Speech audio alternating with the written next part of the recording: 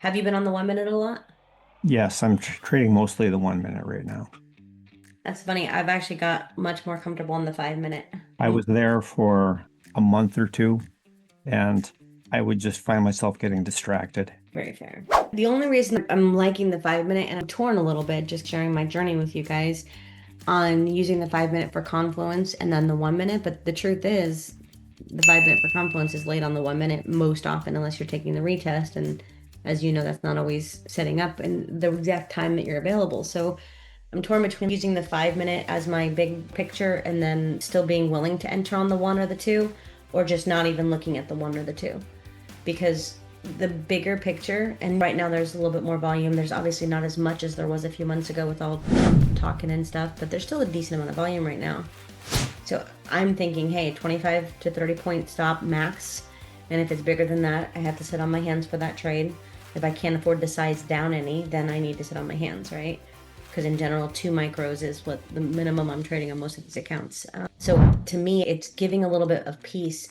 Like you said, though, I can't watch it. For AMP, it's awesome. You've got the ATM. You're perfect. You're set. I still have, I think, anxiety from trying to leave any orders open for trade bait. I don't even know in the world how I would do that. I have no idea because there's so much stuff that goes wrong. Any one thing, you have to watch it right now. So we'll see. Got this. I was hoping for an entry here. Scott made a valid, great point of looking at the 50% of this candle right here. I was hoping for a slightly stronger wick up, being too greedy, maybe. Potentially that's greed coming out. But either way, didn't get the second entry. I do think at this point we've broken the 15-minute range, technically. We have not closed below it. In fact, we've wicked off of it very strongly.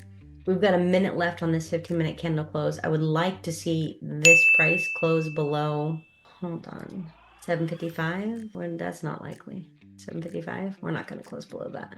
It's possible, but very unlikely. We get some weird drop in the next 30 seconds.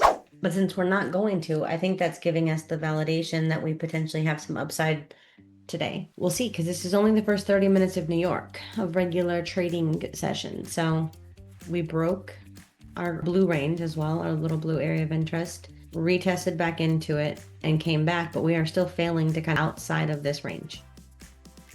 So it's looking like we might have to come up first. We'll see.